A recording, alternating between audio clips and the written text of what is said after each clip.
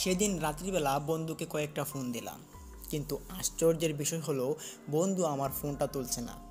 যেই বন্ধুর সঙ্গে আমি কলেজে পড়াশোনা করেছিলাম সেই বন্ধু আজকে আমার ফোন তুলছে না। এটার একটা রহস্যময় কারণ বলে আমি তার মাকে ফোন দিলাম। ফোন দেওয়ার পর তার মা ফোনটা তুললো। তখন তার মা বলে উঠলো যে রাফি হাসপাতালে ভর্তি আছে ময়মনসিংহ মেডিকেল কলেজে। তখন বন্ধুর এরকম অবস্থা শুনে আমার মাথায় একটা ঘোরান খেলো। যেই বন্ধুর সঙ্গে আমি আমার কলেজ জীবনটা কাটিয়েছিলাম সেই বন্ধুর আজকে মুমূর্ষু অবস্থা, এবং আমি একটুও জানি না। তখন ঘর থেকে কাউকে না জানিয়ে বের হয়ে পড়ি বন্ধুকে দেখার উদ্দেশ্যে। আমার বাড়ি বরপুলে, কিশোরগঞ্জে বরপুল। আর বন্ধু ময়মনসিংহ মেডিকেল কলেজ হাসপাতালে ভর্তিরত অবস্থায় আছে। তো ওখান থেকে আমি MK সুপার নামক একটি বাসে উঠে পড়ি এবং ওখান থেকে প্রায় 1-1.5 ঘন্টা সময় লাগবে ময়মনসিংহ মেডিকেল কলেজ যেতে। তো আমি ওখানে চলে যাই। চলে যাওয়ার পর আমি ময়মনসিংহ মেডিকেল কলেজে বন্ধুকে খোঁজাখুঁজি পর বাদে বন্ধুকে পাই। বন্ধুর মাকে ফোন দিলাম, তো বন্ধুর মা বলল যে 4th তলায় উনি ভর্তি আছেন। তো ওখানে যাওয়ার পর গিয়ে দেখতে পারি বন্ধু তার নাকে ইনহেলার রয়েছে এবং তার পুরো শরীরটা একবারে নিস্তেজ হয়ে আছে। দেখে মনে হচ্ছে আর ছেলেটা বাঁচবে না। বন্ধুর এই অবস্থা দেখে তার পাশে গিয়ে বসলাম এবং তার মাথা হাতাতে হাতাতে তাকে দেখছিলাম কোনো কথাবার্তা বলে কিনা আমার সঙ্গে। হঠাৎই দেখতে পারি যে তার 2টা চোখ খুললো এবং আমার দিকে তাকালো। তাকিয়ে কিছু একটা বলার জন্য সে আমাকে আগ্রহ প্রকাশ করলো, কিন্তু কিছু বলতে পারলো না। তখন আমি তাকে আবার চোখগুলো মুজিয়ে দিলাম, ভাবলাম যে ঘুমাক এখন। তো হঠাৎই তার মা দেখতে পারলাম যে বাহির থেকে এসেছে কিছু খাবার নিয়ে। তো খাবার নিয়ে এসে দেখতে পারে যে আমি ওখানে বসে আছি এবং আমাকে জিজ্ঞেস করছে, ইমন তুমি এসেছো? দেখো না আমরা খুব বিপদে পড়েছি, আমাদের ফ্যামিলিতে তো আর কেউ নেই, আমরা এখানে ভাড়া থাকি। 3-4 দিন ধরে রাফি খুব অসুস্থ, তার পুরো শরীরটা নিস্তেজ হয়ে যায়। কী কারণে এটা জানা যায় না। একদিন কবিরাজের কাছে যায়, তখন কবিরাজ বলে যে ছেলের নাকি খারাপ কিছুর প্রভাব পড়েছে, যার কারণে ছেলের এরকম হচ্ছে। এখন আমার তো পুরো মাথা জুড়ে বাড়ি পড়লো। এমনিতেই হাতে টাকা পয়সা নেই, কী করব কী না করব আমি ভেবে পাচ্ছি না। তখন বন্ধুর মায়ের এরকম অসহায়তার কথা শুনে আমার সত্যি খুব খারাপ লাগলো এবং আমি ওর মাকে বললাম যে আচ্ছা আন্টি আপনি চিন্তা করবেন না, আমি আপনাদের পাশে আছি, দেখি কি করা যায়। তো হঠাৎই দেখতে পারি একটি ডাক্তার এসেছে রাত্রিবেলা, এসে বলছে যে আজকে রাফির ফিট কেটে দেওয়া হবে। রাফি এখন সুস্থ আছে, প্রায় 5 দিন যাবৎ হাসপাতালে ভর্তি ছিল। তো এখন যদি সে সুস্থ না হয় তাহলে অন্য পদ্ধতি আপনারা ব্যবস্থা করতে পারেন, আর এখন আপনারা ফিট কেটে নিয়ে যেতে পারেন। আর আশা করি কোনো রকমের ক্ষতি বা কোনো সমস্যা আর হবে না। আর তার সুস্থ হতে কিছুটা দিন সময় লাগবে, নিয়ে যেতে পারেন বাড়িতে। তো বন্ধুকে আমরা বাড়িতে নিয়ে যাব এই ভেবে আন্টিকে আমি বললাম যে আন্টি আপনি এখানে থাকুন, আর আমি একটা অ্যাম্বুলেন্স বা কোনো গাড়ি কি পাই কিনা দেখি। তো বন্ধুর অবস্থা একদম মুমূর্ষু অবস্থা, তো তাকে তো অন্য কোনো গাড়ি দিয়ে নেওয়া যাবে না। তো তার জন্য একটা অ্যাম্বুলেন্স আমরা ভাড়া করি এবং অ্যাম্বুলেন্সে বন্ধুকে নিয়ে আসি। অ্যাম্বুলেন্সে নিয়ে আসার পর আমাদের সঙ্গে এমন একটি ঘটনা ঘটে যেই ঘটনাটির জন্য আমরা মোটেও প্রস্তুত ছিলাম না। তো অ্যাম্বুলেন্সে বন্ধুকে আমরা প্রবেশ করাই এবং অ্যাম্বুলেন্সের মধ্যে আমি নিজের হাতে বন্ধুকে অ্যাম্বুলেন্স সিটের মধ্যে শুইয়ে দিই এবং আমি বন্ধুর পাশে বসি এবং বন্ধুর মা তার পায়ের দিকে বসে। আস্তে আস্তে করে অ্যাম্বুলেন্সটি হাসপাতাল থেকে বের হয়ে গেল। তখন রাত প্রায় 10টার উপরে বাজে। ময়মনসিংহ হাসপাতাল থেকে রাফিদের বাড়িতে আসতে 45 মিনিট সময়ের মতো লাগবে। তো এরই মধ্যে একটি জায়গা রয়েছে যেখানে একটি বড় রকমের শ্মশান ঘাট অবস্থিত ছিল। তো ওই শ্মশান ঘাটের মধ্যে অনেক মানুষ, আপনারা জানেন যে হিন্দুরা যারা যারা মারা যায় তাদের কিন্তু পুরানো হয় তাদের দেহটাকে। এখানে অনেক রকমের খারাপ জিন প্রেত এগুলো বসবাসও করে। তো এটা কিন্তু আমরা কোনো রকমের কল্পনা করিনি এবং ভাবলাম যে এখানে আমাদের কোনো সমস্যা হবে না। আর এখানে রাত্রিবেলা অনেক মানুষের সঙ্গে অনেক কিছু ঘটনা ঘটেছে, খারাপ ঘটনা। যেমন অনেক মানুষের যেমন গাড়িতে চালিয়ে যাচ্ছে এবং গাড়ি এখানে রাস্তায় পড়ে আছে, কিন্তু মানুষটা এখানে মৃত অবস্থায় পড়ে আছে। রাত্রিবেলা অনেক গাড়ি এখানে পাওয়া গিয়েছে যাদের মরদেহ নিচে পড়েছিল এবং গাড়ি রাস্তার মধ্যে সোজা অবস্থায় দাঁড়ানো ছিল। এরকম ঘটনার দৃশ্যকল্প দেখে মানুষ এই জায়গাটাকে একটা দোষী জায়গা হিসেবে চিনে থাকে। তো অ্যাম্বুলেন্স ড্রাইভার চালাচ্ছে, তো হঠাৎই আমার চোখ যায় ওই বড় শ্মশানঘাটের দিকে। তখন আমি দেখতে পারি শ্মশানঘাটের দিকে অনেক রকমের মানুষের সমাগম হয়েছে, আর ওখানে মনে হচ্ছে কোনো হিন্দু পরিবার থেকে কোনো মানুষ মারা গিয়েছে এবং তাদেরকে পুরানো হচ্ছে। বিষয়টা প্রথমে আমি আরও পাত্তা দিইনি, কিন্তু শ্মশানঘাটটা পার হওয়ার পরই বন্ধুর মা বলে উঠলো যে, বাবা এখানে কি কোনো ওয়াশরুম আছে, আমার একটু যেতে হবে। তখন আমি বললাম যে ওয়াশরুমে যাবেন, আচ্ছা তাহলে ওই যে সামনে একটা পাম্প আছে, তো ওই পাম্পের মধ্যে আমরা যাই, যদি এখানে ওয়াশরুম পাই তাহলে আপনি যেতে পারেন। তো এখান থেকে 1 মিনিটের পথ, যেটা ওই পাম্পে যাওয়া যায়, একটা তেল পাম্প আর কি। তো ওই তেল পাম্পে যাওয়ার পর বন্ধুর মা নামলেন, বন্ধুর মাকে আমি এগিয়ে দিয়ে আসলাম পাম্পের যে ওয়াশরুম যেখানে সেখানে। তো এখানে প্রায় 10 মিনিটের সময় ব্যয় হয়, আর অ্যাম্বুলেন্সের পিছনের যে কভারটা ছিল সেটা কিন্তু খোলাই ছিল। যেহেতু গরমের দিন ছিল, ভাবলাম বাতাস প্রবেশ করবে এবং বন্ধুর একটু আরাম লাগবে। তো বন্ধু তো ওখানে পড়ে আছে, ড্রাইভার ড্রাইভিং সিটে বসে আছে, এবং আমি এবং বন্ধুর মাকে নিয়ে আসলাম ওয়াশরুমে। এখানে এই মুহূর্তটা কিন্তু একটা নীরব অবস্থায় পড়ে যায়। বন্ধুর এই মুমূর্ষ অবস্থায় তাকে আমরা ওখানে একা ফেলে রাখা আসাটা ঠিক হয়নি। তো ওখানে 10 মিনিট ব্যয় করার পর আমরা যখন অ্যাম্বুলেন্সে যাই, গিয়ে দেখতে পারি বন্ধু, যে বন্ধু কিনা মুমূর্ষ অবস্থায় পড়েছিল সিটের মধ্যে, সেই বন্ধু হঠাৎ করে ওখানে বসে আছে, এবং সে বসে এমন বানভঙ্গি করছে মনে হচ্ছে তার কোনো ক্ষতিই হয়নি। তার মুখে যে ইনহেলারটা ছিল সেটাও সে খুলে ফেলেছে, যে আর তার সঙ্গে যে মানে শরীর দুর্বল হওয়া এবং শরীরটা এতটা শুকিয়ে গিয়েছিল, সেটা মানে বোঝাই যাচ্ছে না।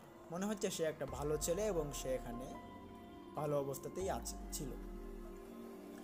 তো বন্ধুর এই অবস্থা দেখে, হঠাৎ পরিবর্তন দেখে আমরা বন্ধুর দিকে হা করে তাকিয়ে থাকি। তখন বন্ধুকে গিয়ে জিজ্ঞেস করলাম, রাফি তুমি কি ভালো আছো? তখন বলে যে, হ্যাঁ ইমন তুই এসেছিস? বললাম যে হ্যাঁ। তখন বন্ধুর এই ভালো অবস্থা দেখে তাকে আর কোনো বেশি কথাবার্তা জিজ্ঞেস করলাম না, এবং মনে মনে চিন্তা করলাম যে যাক, আল্লাহ যা করেন ভালোর জন্যই করেন, বন্ধুটা ভালো হয়ে গিয়েছে, মনে খুব শান্তি ফিরে আসলো। কিন্তু এটা কি আদতেও কোনো শান্তির রূপ ছিল? না, এটা কোনো শান্তির রূপ ছিল না। তখন বন্ধুর এই ভালো অবস্থা দেখে তাকে আর সিটে শোয়ালাম না, বন্ধু বললো যে সে বসে যেতে পারবে। তখন বন্ধুর মা তার মানে বন্ধুর সঙ্গে খুব ভালো করে কথাবার্তা বলছে, উনি খুব খুশি, ওনার ছেলেটা ভালো হয়ে গিয়েছে, যেহেতু ওনার একমাত্র ছেলে বলে কথা, পরিবারেও আর কেউ নেই। ওনার স্বামী আর একটা জায়গায় থাকেন, তো ওখান থেকে তিনি মাসে মাসে হয়তো আসেন, কিন্তু তার অসুস্থতার মধ্যে কিন্তু তিনি আসতে পারেননি। তো এভাবে আলাপ সালাপ করতে করতে আমরা বন্ধুর বাড়িতে চলে যাই। তখন রাত অনেকটা হয়ে গিয়েছিল, 12টার মতো প্রায় বেজে গিয়েছিল। তো তখনই আমি বন্ধুকে ঘরে শুয়ে রেখে ভাবলাম যে আমি বাড়িতে চলে আসব। আর তখনই বন্ধু আমার পিছন থেকে হাতটা চেপে ধরে এবং বলল যে, বন্ধু তুই আজকে আমার সঙ্গে থাক, আমার আজকে ভালো লাগবে তুই থাকিস আমার সঙ্গে। তখন বন্ধু এবং বন্ধুর মায়ের জোড়াজুড়িতে আমি আর বাড়িতে আসতে পারলাম না, ভাবলাম যে বন্ধুর সঙ্গে থেকে যাই আজকে রাতটা। তো বাড়িতে আমি ফোন দিয়ে বলে দিই আম্মুকে যে আম্মু আজকে আমি আসতে পারবো না, আমি এক বন্ধুর বাসায় আছি। তো নিশ্চিন্তভাবে বন্ধুর বাড়িতে হালকা কিছু খাওয়া দাওয়া করে আমরা ঘুমিয়ে পড়ি। কিন্তু অবাক করা বিষয় ছিল, বন্ধু আমাকে কোনো রকম ঘুমাতে দিচ্ছে না, সে আমার সঙ্গে একের পর এক কথাবার্তা বলেই যাচ্ছে, এবং সে এমন এমন কথা আমাকে জিজ্ঞেস করছে যে এই কথাগুলো আমি কোনো দিন শুনিনি, এবং কোনো দিন এই কথাগুলোর উত্তর আমি দিতে পারবো কিনা সেটাও আমার অনুমানে ছিল না। এ প্রথমত অবস্থা জিজ্ঞেস করলো যে, আচ্ছা বন্ধু, মানুষ যখন মারা যায় তখন হিন্দুরা কেন পুড়িয়ে ফেলা হয়? হিন্দুদেরকে তো না পোড়ালেও পারতো। তখন এই কথার উত্তরটা নিতে পারিনি। তখন সে আরও কথা বলে, সে আমাকে জিজ্ঞেস করলো যে, আচ্ছা বন্ধু, তুই যেদিন মারা যাবি সেদিন তোর কি হবে? আমি তখন এই কথার উত্তর দিতে পারিনি। তখন আমি তাকে বললাম যে, আচ্ছা তুই হঠাৎ করে এরকম কথা কেন বলছিস? তখন সে হালকা করে হেসে দিল, হেসে দিয়ে আমাকে বলল যে, আরে বন্ধু, তুই তো এখনো কিছুই বুঝিস না। এই বলে সে কম্বল ঢাকা নিয়ে শুয়ে পড়ল। আমি তখন তার এরকম অস্বাভাবিক আচরণ দেখে খুব ভয় পাই এবং চিন্তা করলাম যে তার কি অসুস্থতার কারণে কি তার এরকম পরিবর্তন ঘটেছে, নাকি সে নিজে নিজে এরকম করছে। আর এরই মধ্যে তার আরও অনেক ভাবভঙ্গি ছিল যেটি খুব অস্বাভাবিক ঠেকছিল আমার কাছে। তো সে অসুস্থ বিদায় আমি তাকে আর কিছু জিজ্ঞেস করিনি। সে যখন কম্বল ঢাকা নিয়ে শুয়ে পড়লো, আমিও তাকে কিছু জিজ্ঞেস করিনি। তো আমিও শুয়ে পড়লাম। যদি এখানে একটা কম্বল ছিল, সেই কম্বলটা মোটা ছিল অনেক, সেটা আমরা দুজনের দেওয়ার মতো ছিল। কিন্তু গরমের দিন বিদায় আমি কম্বল দেইনি। বললাম যে তুই যেহেতু অসুস্থ, শরীরটাও জ্বর জলক ভাব, তো তুই কম্বলটা রাখ। তো আমিও ঘুমিয়ে পড়ি। ঘুমটা লেগে লেগে যায়, রাত 2টা বাজে। তখনই শুনতে পারি ঘরের ভিতরে কেউ হাঁটাহাঁটির শব্দ যেমন হয় তেমন একটা শব্দ আমার কানে হালকা করে ভেসে আসলো। তখন এরকম একটি নিস্তব্ধ জায়গার মধ্যে যখন হঠাৎ চুপি চুপি সরে হাঁটার শব্দ আমার কানে ভেসে আসলো, আমার ঘুম তৎক্ষণাৎ ভেঙে যায়। ঘুম ভাঙতেই আমার পাশে থাকা মোবাইলটা হাতে নিয়ে মোবাইলটা অন করে দেখি 2টার উপরে বাজে।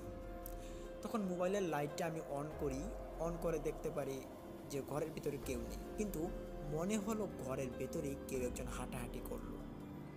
পাশে দেখি বন্ধু শুয়ে আছে কম্বল ঢাকা নিয়ে। তার শোয়ার অবস্থাটা বেশ ভিন্ন ছিল। স্বাভাবিকভাবে মানুষ যে ঘুমায় যে তাদের পা, মাথা এবং বুক কিন্তু এক সমান থাকে বা এক কাঁধ বা ও কাঁধ থাকে, কিন্তু বন্ধু সে ঘুমাচ্ছিল তার 2 পা উপরের দিকে রেখে। ভাবলাম সে হয়তো এভাবে ঘুমাতে আরাম পায়, তার জন্য সে এরকমভাবে ঘুমিয়েছে। অসুস্থ বলে তাকে আর ডাকও দেয়নি। তখন মোবাইলের লাইটটা অফ করে আবারও ঘুমিয়ে পড়ি। হঠাৎই আমি দেখতে পাই আমার মাথার চুলে ধরে কেউ একজন জোরে টান দিয়েছে এবং ওই টানটা খাওয়ার পর আমার মাথাটা একটা হোঁচট খেয়ে ছিটকে যায়। আর আমি তখনই বিছানা থেকে পড়ে যাই মাটিতে পড়ে যাওয়ার পরপরই আমার পাশে থাকা যে মোবাইলটা সেটাও খুঁজে পাচ্ছি না। আর তখনই শুনতে পাই ঘরের ভেতরে খুব বাজে রকমের একটি আওয়াজ, যে আওয়াজটা খুব বিশ্রীভাবে আমার কানে ভেসে আসছে। তখন ভয়ে ভয়ে আমার মোবাইলটাকে এক পর্যায়ে খুঁজে পাই এবং খুঁজে পাওয়ার পর যখন পাওয়ার বাটন অন করি তখনই আবার সব কিছু স্বাভাবিক হয়ে পড়ে। আর তখনই আমার পুরো শরীর ঘামে ভিজে যায়। ভাবলাম এই ঘরে আর থাকা যাবে না। আন্টিকে ডেকে যদি এই ঘরটা চেঞ্জ করা যায় অথবা ঘর থেকে যদি আমি আমার বাড়িতে চলে আসতে পারি তাহলে ভালো হবে। তো আন্টিকে ডাকার উদ্দেশ্যে আমি যখন বন্ধুর ঘরের দরজাটা খুলি তখনই বন্ধু আমার পেছনে হাত দিয়ে ধরে ফেললো। আমি মাথাটা ঘুরিয়ে দেখতে পারি শোয়া অবস্থায় বন্ধুটা আমার পেছনে দাঁড়িয়ে আছে এবং তার হাত আমার কাঁধের উপরে রাখা। তখন আমি অনেকটা ভয় পাই এবং ভয়ে ভয়ে বন্ধুকে জিজ্ঞেস করলাম যে বন্ধু তুই উঠে আসলি কীভাবে? তখন সে অট্ট হাসি দিল এবং দিয়ে বলল, কী হলো বন্ধু, তুই চলে যাচ্ছিস কেন? থাক না আমার সঙ্গে। বললাম যে আরে আমার খুব ভয় লাগছে তোর সঙ্গে থাকতে, আমি চলে যাই, প্লিজ তুই আমাকে ছেড়ে দে। কিন্তু রাফি কোনোভাবে আমাকে ছাড়তে চাইছে না। আমি যখন বলছি যে তোর মাকে একটু ডেকে আনি তাহলে ভালো হতে পারে, এই ঘরের ভিতরে অনেক রকমের অদ্ভুত কাজকর্ম চলছে যেটা আমার খুব অস্বাভাবিক লাগছে। কিন্তু যখনই তার মায়ের কথা বলি যে তার মাকে ডাক দিব তখনই সে আমার দিকে রাগান্বিত অবস্থা থাকা এবং আমাকে বলে যে তুই কাউকে ডাকতে পারবি না, তুই আমার ঘরে এসেছিস মানে তুই আমার কথা মতো চলতে হবে। এ তো ভালো একটা বন্ধুর এরকম অস্বাভাবিক আচরণ দেখে আমার খুব খারাপ লাগে। তো বন্ধুকে আর কিছু বলতে পারিনি। ভাবলাম হয়তো রাত্রিবেলা আমার হয়তো মনের কোনো ভুল ছিল। তো মনের ভুল ভেবে বন্ধুর সঙ্গে আবারও বিছানায় চলে আসি এবং বললাম যে বন্ধু এখন লাইটটা অন থাক, তুই কি বল? তখন বলে যাচ্ছে তোর বিষয়, লাইট অন থাকলে তোর যদি ভালো লাগে তাহলে তো ভালো। তো এই বলে লাইটটা অন রেখেই ঘুমিয়ে পড়েছিলাম। আবারও শুনতে পারি কিচিরমিচির একটা আওয়াজ। ওই আওয়াজটা শুনতে পেরেই আমার চোখটা আবারও খুলে যায়, কিন্তু তখন কিন্তু আমার ঘুম ছিল না। এই অবস্থার পর চোখে ঘুম আসে না। তো ঘুম না আসলেও ঘুমের একটা ভাব কিন্তু আমার চোখে ছিল। তো দেখতে দেখতে হঠাৎই আমার পা ধরে কেউ কিন্তু টান দিল সজোরে। টানটা যখন দিল আমাকে, তখন আমি ভাবলাম যে এখন আর কোনো রকমের ভয় নয়, এখন সরাসরি মোকাবেলা করতে হবে। তখন আমি ওই টান খাওয়ার পর যখন ওই হাতটা আমার পায়ের মধ্যে এখনও লাগানো অবস্থা ছিল, তখন লাফ দিয়ে উঠে তাকে আমি এক খাবলায় ধরে ফেলি। এবং এক খাবলায় যখন আমি তার ঘাড়ে চেপে ধরি, তখনই বন্ধু চিৎকার শুরু করে দেয়। দেখতে পারি এটা আর কেউ নয়, এটা আমার সেই বন্ধু যেটা আমার সঙ্গে শুয়েছিল, সেই আমার সঙ্গে এরকম করছে। সে আমার পা ধরে টানছে, কোনো সময় চুল ধরে টানছে, কিন্তু অবাক করা বিষয় ছিল যে কিনা আমার সঙ্গে শুয়ে থাকতে দেখেছিলাম, সে মুহূর্তের মধ্যে কী করে আমার পায়ের নিকট গিয়ে আমাকে টান দেওয়া শুরু করলো। সব কিছু মিলিয়ে একটা ঘুরপাক খায় আমার মাথা। তখন বন্ধু চিৎকার শুনে, কিন্তু তখন লাইট কিন্তু অফ ছিল। লাইটটা কে অফ করেছিল সেটাও কিন্তু জানা মুশকিল ছিল। দৌড় দিয়ে গিয়ে আবারও লাইট জ্বালাই এবং বন্ধুর এরকম পাগলামি অবস্থা দেখে আমি বন্ধুর ঘর থেকে বের হয়ে যাই। আর বন্ধুর ঘর থেকে যখন বের হয়ে যাই, তখনই ঘরের দরজা খোলার শব্দ শুনে বন্ধুর মা আমার কাছে চলে আসে দৌড় দিয়ে এবং জিজ্ঞেস করতে থাকে, ইমন কি হয়েছে? তখন বললাম যে আন্টি, আমি এখানে আর থাকতে পারবো না, আমার খুব ভয় লাগছে। তখন আন্টি দেখতে পারে আমার পুরো শরীর ঘামে ভিজে আছে এবং আমি খুব ভয়ে থরথর করে কাঁপছি। তখন বন্ধুর মা আমাকে ওনার রুমে নিলেন এবং নিয়ে ফ্রিজ থেকে এক গ্লাস ঠান্ডা পানি দিলেন এবং পানিটা আমি পান করি। পানি পান করার পর সব ঘটনা খুলে বললাম এবং তিনি বললেন যে চলো তো গিয়ে দেখি ওর রুমে ও কী করে। তখন গেলাম, গিয়ে দেখতে পারি বন্ধু তার মুখের মধ্যে ইনহেলার অবস্থায় সে শুয়ে আছে, মনে হচ্ছে তার দম এখনই যায়। এটা আবার কী করে সম্ভব? যে বন্ধু একটু আগেই দেখেছিলাম আমার সঙ্গে শয়তানি মজা ঠাট্টা করছিল, আমার সঙ্গে অদ্ভুত রকমের বিষয় নিয়ে সে মজা করছিল, ঠাট্টা করছিল, কিন্তু সেই বন্ধু আবার হঠাৎের মধ্যেই এত ইনহেলার এবং মুমূর্ষু অবস্থা কী করে পড়ে থাকে ওখানে, এবং এই ইনহেলারটা কেই বা লাগিয়ে দিল তাকে। তখন বন্ধুর মা এই অবস্থা দেখে তো তার মাথা ঠিক থাকে না, উনি গিয়ে ছেলের পাশে গিয়ে আবারও কান্না শুরু করে দেন। তখন ভাবলাম যে এটা হয়তো কোনো খারাপ কিছু আমাদের সঙ্গে ঘটছে। তো বন্ধুর মাকে আমি আর কোনো রকমের চাপ দিইনি। তখন বন্ধুর মাকে বুঝিয়ে বাজিয়ে ওনাকে ঘরে দিয়ে আসলাম এবং উনি বললেন যে আর ঘুমাবেন না। উনি ঘর থেকে আবার ওনার বন্ধু মানে আমার বন্ধুর ঘরে চলে আসলেন। তো বন্ধুর মা এবং আমি দুজন মিলে বন্ধুর সেবা করতে করতে রাতটা পেরিয়ে যায়। ফজরের আজানের ধ্বনি পড়ে। আমি বললাম যে আমি নামাজটা পড়ে আসি। তো আমি নামাজ পড়ার উদ্দেশ্যে বন্ধুর ঘর থেকে বের হয়ে যাই। মসজিদ বেশি দূরে নয়, 2 মিনিটেরই রাস্তা। আর বন্ধুর মা তখন বলল যে আচ্ছা আমি এখানে আছি, তুমি নামাজে যাও। তো আমি নামাজে যাই। নামাজতে প্রায় 15-20 মিনিট পর আমি বন্ধুর বাসায় আবারও আসি এবং বন্ধুর বাসায় এসে আমি দেখতে পারি বন্ধুর মা বাহিরে হাঁটাহাঁটি করছে এবং তাদের বাড়িটা একদম নীরব অবস্থায় পড়ে আছে। তারা একটা একতলা বাড়িতে থাকতো, ওখানে 3-4টা রুম বিশিষ্ট একটা বাড়ি ছিল, ভাড়া থাকতো। তো বন্ধুর মা বাইরে হাঁটাহাঁটি করতে দেখে আমি বললাম যে এখন সে কেমন আছে রাফি? তখন বলে যে এখনও তো ভালো নেই, খুব খারাপ অবস্থা, যাও গিয়ে দেখে আসো, আর তোমারও তো মনে হয় কাজ আছে কোনো, তুমি আজকে চলে যেও আর রাত্রিবেলায় আইসে একটু দেখে যেও, তুমি আসলে ভালো লাগে। তো এই কথা পর আমরা আবারও বন্ধুর ঘরে যাই, কিন্তু অবাক করা বিষয় ছিল বন্ধু তখন আর ঘরে নেই। বন্ধুকে ঘরে দেখতে না পেয়ে আমি এবং আন্টি খুব ভাবনা চিন্তায় পড়ে যাই এবং তার ওয়াশরুমে, তার খাটের নিচে, তারপর যা যা অবস্থান ছিল খোঁজাখুঁজির জন্য সেই সব অবস্থানগুলো সবগুলো আমরা খুঁজি, কিন্তু তাকে পাওয়া যাচ্ছে না। এক পর্যায়ে চোখ যায় ঘরের এক কোণে, দেখতে পারি ওখানে ইনহেলারের অক্সিজেনের যে মুখটা ছিল সেটা এখানে পড়ে আছে এবং তার কম্বল যেটা তার গায়ে ছিল, লাল কালারের একটা কম্বল মোটা, ওই লাল কালারের কম্বলটা খাটের নিচে পড়ে আছে এবং বন্ধু নেই। বন্ধুকে দেখতে না পেরে আমি এবং আন্টি দুজনেই পাগলের মতো খোঁজাখুঁজির চেষ্টা করি। তখন আন্টিকে আমি জিজ্ঞেস করলাম, আচ্ছা আপনি যে ঘর থেকে বের হয়েছেন আমি নামায় যাওয়ার পর, তখন সে কী অবস্থা ছিল? তখন বলে যে আমি তো ঘর থেকে বের হয়ে ঘরের সামনে হাঁটাহাঁটি করছি। যদি সে ঘর থেকে বের হয়ে যাওয়ার জন্য উদ্দেশ্যে যে বের হয়ে যেত তাহলে কিন্তু আমার চোখে পড়তো, কিন্তু আমি তাকে দেখতে পাইনি। সে আমার সামনে দিয়ে কখনোই যায়নি এই মুহূর্তের ভিতরে। সে থাকলে বাড়ির ভিতরেই আছে, তাকে খুঁজো। কিন্তু ঘন্টা দুই এক খোঁজার পরও তাকে যখন পাওয়া যাচ্ছে না, তখন বললাম যে আন্টি দেখুন, রাফি হয়তো ঘরে নেই, রাফির জন্য মাইকিংয়ের ব্যবস্থা করুন, এবং মাইকিং করে যদি তাকে পাওয়া যায়, আর তার অবস্থা যেগুলো আমি কালকে লক্ষ্য করেছি সেগুলো একটাও সুবিধার নয়, তার সঙ্গে খুব খারাপ কিছু ঘটতে চলেছে, তাড়াতাড়ি কিছু করুন। তখনই আমাকে বলল যে আচ্ছা বাবা, আমি তো এখানে এত কিছু বুঝি না, তুমি একটু ব্যবস্থা করো। তো আমি একটা মসজিদের পাশে যাই, গিয়ে ওখানে একটা গণ্যমান্য একজন লোক ছিল, তো আমি ওনাকে সব ঘটনা খুলে বলি যে একজন ছেলেকে পাওয়া যাচ্ছে না, তো ওনার জন্য একটু মাইকিং ব্যবস্থা করে দিন। তো উনি সব রকমের ব্যবস্থা করে দেন, একটা অটো এবং আরেকটা মাইক দিয়ে দেন ওটোর সঙ্গে।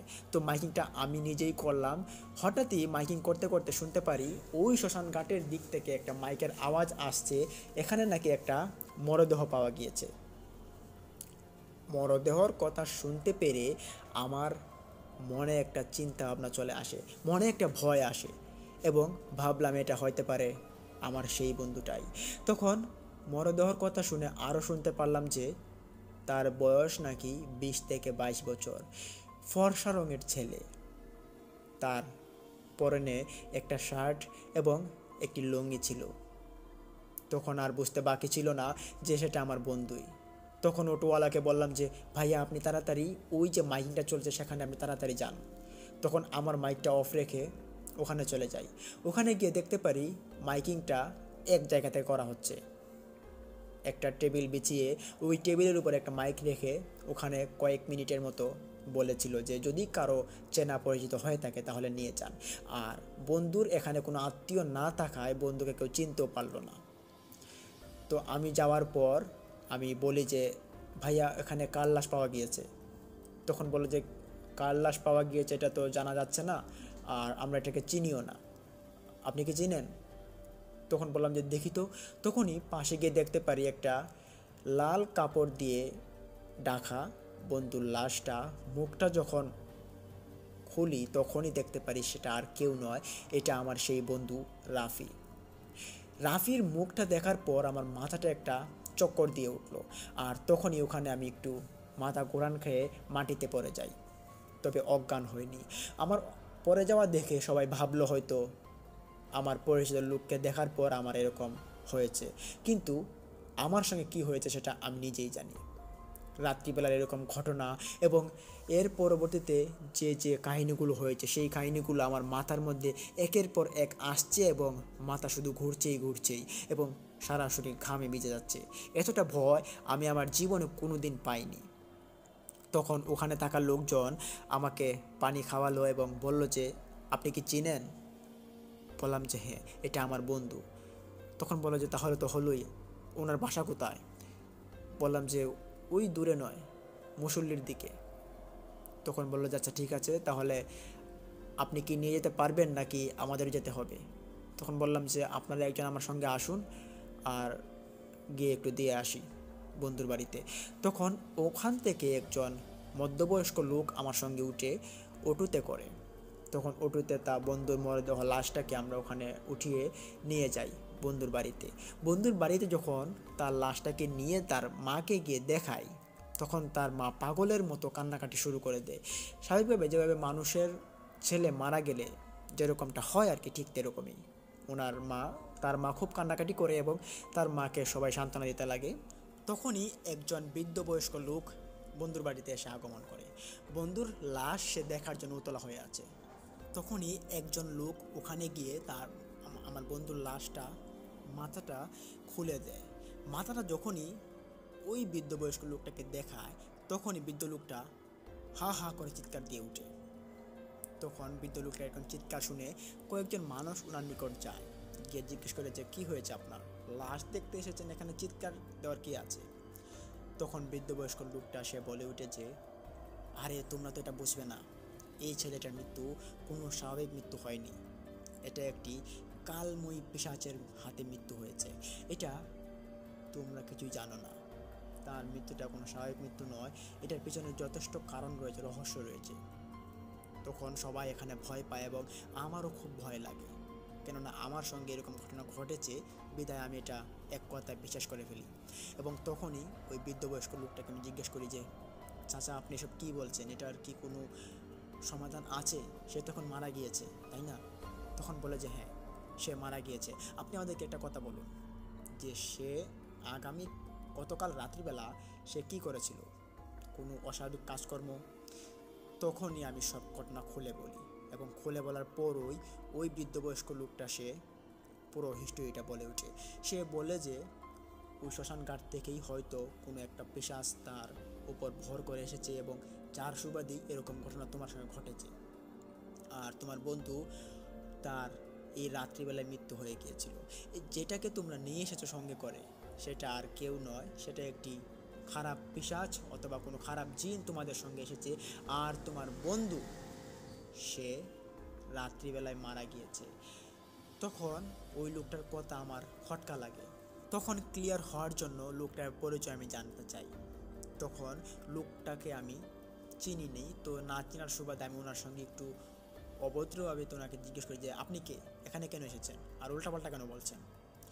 তখন একদল লোক এখানে চলে আসে, এবং চলে এসে আমাকে তারা ঝাড়ি দেওয়া শুরু করে, বলে যে তুমি কার সঙ্গে কীরকম ব্যবহার করছো। তখন সবার ব্যবহার দেখে আমি অবাক, ভাবলাম যে কি ব্যাপার, এই লোকটাকে একটা ঝাড়ি দেওয়ার পর এত লোক ওনার পক্ষে, এটার কারণ কি?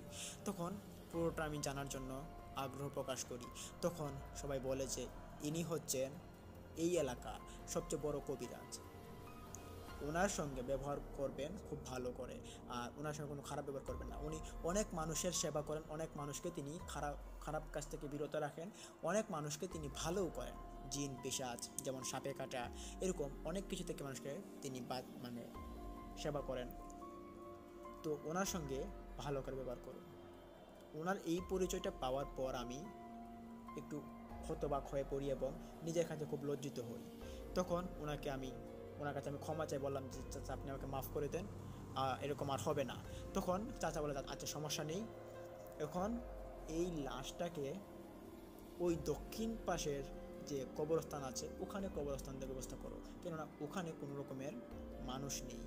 আর এখানে যদি দাও তাহলে যে জিন তাকে বর করেছে বা কোনো পিশাচ, সেই জিন পিশাচের আশ্রয় কেন্দ্র এখানে হতে পারে। তো এই লাশটাকে দূরবর্তী কোথাও দাফন দেওয়ার ব্যবস্থা করো। তো বন্ধুর এই অস্বাভাবিক মৃত্যুর পর বন্ধুকে আমরা নিয়ে যাই ওখানে দক্ষিণ পাশে, তার জানাজা হয়।